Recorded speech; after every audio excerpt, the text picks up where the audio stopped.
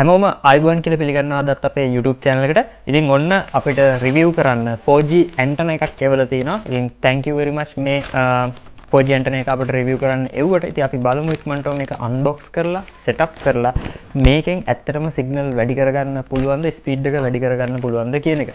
ඉතින් අපි පට් ගාලා යමු වීඩියෝ එකට. හොඳයි. ඉතින් මෙන්න මේ විදිහට ඔයාලට බලා ගන්න පුළුවන් මේ පැකේජින් එක මම මේක ඉවත් කරලා අපි ප්‍රොඩක්ට් එක එළියට ගමු. right. ඉතින් මේ විදිහට වයර් බන්ඩල් දෙකක් එක්ක අපිට අවුට්ඩෝර් ඇන්ටෙනා යුනිට් එක බලා ගන්න පුළුවන්. ඉතින් මේ තියෙන්නේ මීටර 15ක් දිග coaxial කේබල් දෙකක්.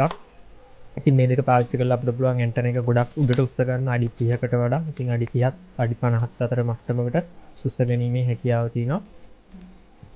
ඉතින් මේකේ මිනිමම් රේන්ජ් එක තියෙන්නේ අඩි 30 මැක්සිමම් අඩි 50ක් දක්වා උස්ස ගන්න පුළුවන්. ඉතින් මේ විදිහට හොඳට බබල් බෑග් එකක දාලා හොඳ ආරක්ෂිත විදිහට අපිට ඩෙලිවර් කරලා තියෙනවා යුනිට් එක. ඉතින් මේ බලා ගන්න පුළුවන් ඉන්න ඔයාලට අවුට්ඩෝර් යුනිට් එක. ඉතින් අවුට්ඩෝර් ඇන්ටෙනා කියලා ගහලා තියෙනවා. ඒ වගේම contact details. ඉතින් product of ශ්‍රී ලංකා. ඉතින් මේක ලංකාවේ අපේම කෙනෙක් අතින් නිෂ්පාදනය කරන product එකක්. ගොඩක් හොඳ quality එකක් තියෙනවා මේ product එකේ. right. ඉතින් ඒ වගේම මේක පහසුවෙන් අපට setup කරගැනීමේ හැකියාවක් තියෙනවා. ඉතින් build quality එක බැලුවොත් ගොඩක් හොඳ මට්ටමක තියෙනවා. ගොඩක් කල් පාවිච්චි කිරීමේ හැකියාවක් තියෙනවා. ඉතින් මේක touch and feel කරාම දැනෙන එක. right. ඉතින් overall මේ විදිහට මෙන්න මේ දේවල් ටික තමයි අපිට පැකේජ් එක ඇතුලේ බලා ගන්න පුළුවන් උනේ.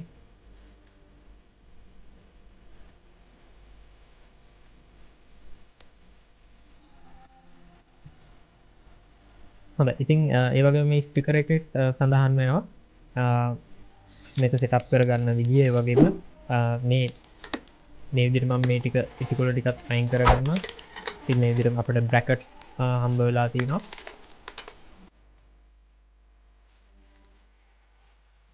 right. ඉතින් මේ QR එක ස්කෑන් කරලා ඔයාලට පුළුවන් මේකේ user manual එක English ටැමිල් සිංහල තියෙන භාෂා තුනින්ම ඩවුන්ලෝඩ් කරගන්න. ඉතින් මේ යුනිට් එක අපි අන්බොක්ස් කරගත්තම අපිට බලා ගන්න පුළුවන් ප්‍රධාන වශයෙන් මෙන්න මේ 4G ඇන්ටෙනා එක. ඉතින් මේක තමයි ඇන්ටෙනා එක. අපි මේක සෙටප් කරලා බලමු. ඉතින් ඒකම අපිට හම්බෙලා තියෙනවා කේබල් දෙකක්. මේ ඇන්ටෙනා එකට සවි කරන්න පුළුවන් කේබල් දෙකක් හම්බෙලා තියෙනවා. ඉතින් ගොඩක් හොඳට පැකේජින් එක පැක් කරලා බොහොම ආරක්ෂිත විදියට මේක එවලා තියෙනවා. ඉතින් මේකේ බිල්ඩ් කොලිටිය එක ගත්තත් ගොඩක් හොඳ මට්ටමක තියෙනවා.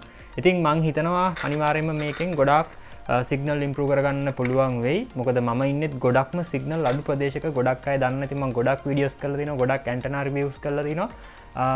ඉතින් ඔයාලට ඒක හැම එකක්ම බලන්න පුළුවන්. මගේ channel එකේ ගොඩක් views ගිහලා තිනවා. ඉතින් ඒවට අපි මේක සෙට් කරලා බලමු. මම මේක step by step සෙට් කරලා ඔයාලට පෙන්නනවා.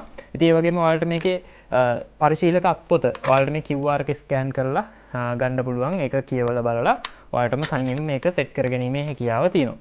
ඉතින් අපි ඉක්මනටම මේක සෙට් කරලා පට් ගාලා බලමු ස්පීඩ් ටෙස්ට් එකක් කොහොමද මේකේ ක්වොලිටි එක කියන එක.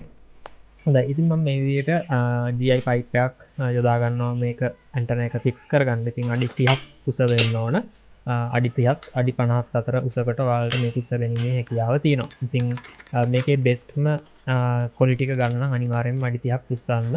එහෙම නැතුව මේකේ ක්වොලිටි එක ගන්න බැරි වෙයි ඇන්ටෙනා එකේ ෆුල් ස්පීඩ් එක. ඉතින් මම මේ විදිහට coaxial cable දෙක කවරින් ඉවත් කරගන්න. ඒක ඔයාලට බලා ගන්න පුළුවන්. SMA port එකම මේක හොඳට පංච් කරලා එවලා තියෙනවා අපිට coaxial cable දෙකම. ඉතින් මේ කොටස තමයි ඇන්ටෙනා එක පැත්තට සෙටප් වෙන්නේ.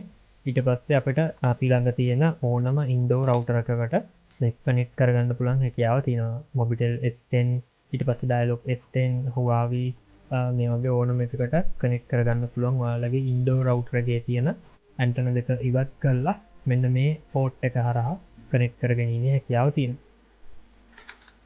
right. ඉතින් මේ තියෙන ඇන්ටෙනා එකේ තියෙන ports දෙක මේ port දෙකට මේ විදිහට කනෙක්ට් කරගන්න පුළුවන්. ඒ වගේම මේක තියෙන්න ඕන පැත්ත මේ විදිහට බලා ගන්න පුළුවන් ඔයාලට. ඉතින් මේක ඩිරෙක්ෂනල් ඇන්ටෙනා එකක්. ඒ නිසා හරියට ෆික්ස් කරන්න මේ ස්ටිකර් එකෙත් සඳහන් වෙනවා මේක කොහොමද කරන්න ඕනේ කියන එක.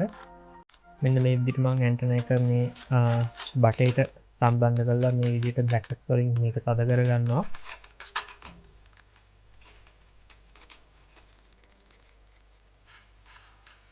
right. මේ විදිහට හොඳට තද කරගත්තට පස්සේ ඔයාලට පුළුවන් මේකට වයර් ටික සම්බන්ධ කරන්න.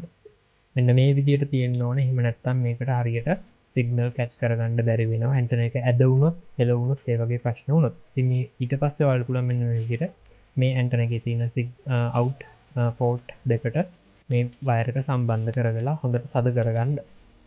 ඊට පස්සේ මම ඔයාලට රෙකමන්ඩ් කරනවා මේ වයර් එක ඇන්ටන හෝල් එකට තියලා කේබල් ටයි කරගන්න. එහෙම නැත්නම් මේ කේබල් දෙක හෙලවිලා මේ පෝට් දෙකට හානිදායක වෙන්න පුළුවන්. ඒ නිසා මෙන්න මේ විදියට කේබල් ටයි එකක් දාලා මේ විදියට ටයි කරගන්න. එහෙම නැත්නම් මොකක් හරි වයර් එකක් පාවිච්චි කරලා මේක තද කරගෙන හැකියාවක් තියෙන කිසිම ගැටලුවක් නැතුව. හොඳයි. ඉතින් මෙන්න මේ විදිහට මම ඇන්ටන එක අඩි 30ක් උඩින් සෙටප් කරා. ඉතින් මේක මැක්සිමම් අඩි 50ක් කරන් යන්න පුළුවන්. මිනිමම් අනිවාර්යයෙන්ම අඩි 30ක් තියෙන්න ඕනේ. ඉතින් අඩි 30ක් උඩින් තිබ්බොත් තමයි හොඳට තියෙන්නේ. ඉතින් මේ තියෙන්නේ මගේ ඉන්ඩෝර් එකට FDDD band 1 එකේ එක සිග්නල් බාර් එකක්වත් නැහැ. ඉතින් ඇන්ටන එක සෙටප් කරාට පස්සේ FDDD band 1 එකට සිග්නල් බාර් දෙකක් ආවා. ඉතින් ඔයාලට බලන්න පුළුවන් මේ සෙටප් කරලා තින්නේ සිග්නල් බාර් දෙකක් ආවා. ඉතින් අපි බලමු මේක ස්පීඩ් ටෙස්ට් එකක් කරලා කොහොමද ස්පීඩ් එක කියන එක. ඉතින් ඔයාලට පේන ඇති සිගනල් බා දෙකක් තිනවා. FDDD බෑන් 1 එක තියෙන්නේ රයිට්. මෙතින් SINR ගයත් හොඳාගේක තියෙනවා. ඉතින් 10ක් ආවගෙන ගොඩක් හොඳයි මම ඉන්න තැන හැටියට. ඉතින් අපි ස්පීඩ් ටෙස්ට් එක කරලා බලමු මොන වගේ ස්පීඩ් එකක්ද තියෙන්නේ කියන එක. ඉතින් ඔයාලට බලා ගන්න පුළුවන් මම මේ speedtest.net එකට ගිහිල්ලා මේක රන් කරන්න. ඉතින් ඔයාලට පේන ඇති හොඳ ස්පීඩ් එකක් තියෙනවා. ඉතින් මම ඉන්න තැනට ගොඩාක් සිග්නල් අඩුයි. ඉතින් මං ඉන්න තැනට මේ වගේ ස්පීඩ් එකක් ආවා කියන්නේ අනිවාර්යයෙන්ම ගොඩක්ම හොඳ ඇන්ටන එකක් කියලා මේක මට රෙකමන්ඩ් කරන්න පුළුවන්.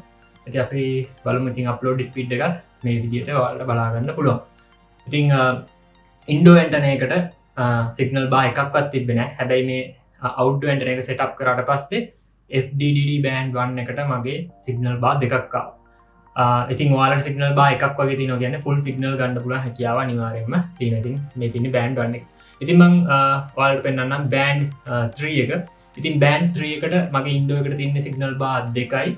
හැබැයි අවුට්ඩෝර් එක සෙටප් කරාම සිගනල් බාර් 3ක් 4ක් අතර අගයකට ආවයි වගේම හොඳ SINR අගයකුත් මේකේ තියෙනවා. ඉතින් මේ ඇන්ටන එක මම ෆික්ස් කරලා තිබ්බට නූල් දාලා බැඳලා තිබුණේ නැහැ. ඒක හෙල්ලෙන නිසා තමයි මේ SINR එක පොඩ්ඩක් එහෙනේ වෙන්නේ. ඉතින් මම මේ විදිහට බෑන්ඩ් එක වෙනස් කරලා ඔයාලට පෙන්නන්නම් FDDD බෑන්ඩ් 3 එකේ විතරක් ස්පීඩ් එක කොහොමද කියන එක. ඉතින් අපි මේ විදිහට සෙටප් කරගමු. ඉතින් සමහර අය අහලා තිබ්බා මේ frequency settings වෙනස් කරගන්න බෑ කියලා. ඉතින් ඒක වාගේ රවුටර් එකේ තියෙන ගැටලුවක්. මේ රවුටර් සමහර අය වගේ වෙනස් කරන්න බෑ. ඒ නිසා unlock රවුටර් එකක් ගන්න. එතකොට වැඩේ හරි.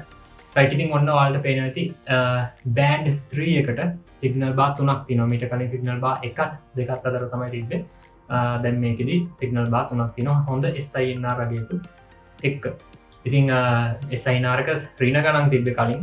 දැන් ධනාගයක් හොඳ 10ක් 12ක් අතර SINR එකක් එනවා. ඉතින් ගොඩක් හොඳ ඉම්ප්‍රූව්මන්ට් එකක්. ඉතින් මේ මම ඉන්න තැන හැටියට මේ ඇන්ටන එක සුපීම ගේයින් එකක් මට ලබා දීලා තියෙනවා. හරි. ඉතින් අපි මේකේ ස්පීඩ් ටෙස්ට් එකක් දාලා බලමු. කොහොමද ස්පීඩ් එක කියන එක බලමු.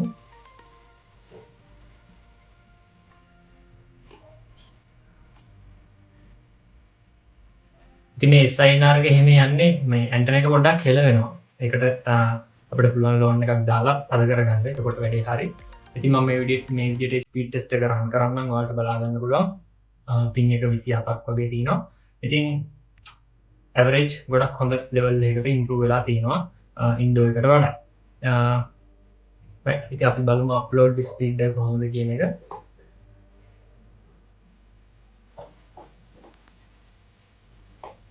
right. ඉතින් මෙන්න මේ විදිහට තමයි අප්ලෝඩ් ස්පීඩ් එක ඉම්ප්‍රූව් වෙලා තියෙන්නේ. ඉතින් මේ ඇන්ටන එකේ තියෙන ඇන්ටන එකේදී මේ මම ඉන්න තැනට ගොඩක් සිග්නල් අඩුයි. කියන්නේ සිග්නල් නැති තරම් මේ මම ඉන්න තැනට.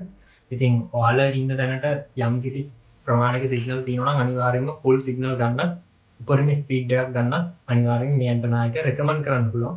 ඒකට හේතුව තමයි මම ඉන්න තැනේ හැටියට මෙච්චර ආව කියන්නේ වෙන තැනකට අනිවාර්යෙන්ම බය නැතුව රෙකමන්ඩ් කරන්න පුළුවන්. ඉතින් ඔයාලා බලා ගන්න පුළුවන්. ඉතින් මේ තියෙන්නේ බෑන්ඩ් 5 එකට ඉන්ඩෝ එකේ සිග්නල් බාර් 3ක් තිබ්බම වගේ. හැබැයි SINR එක ඍණ ගණන් තිබ්බේ. ඉතින් අපි මේක අවුට්ඩෝර් එකට සෙටප් කරලා බලමු කොහොමද කියන එක. දැන් මම බෑන්ඩ් 5 එකට දාගන්නම් මේ විදිහට. හරි. දාලා ඉවරලා ඕකේ කරමු.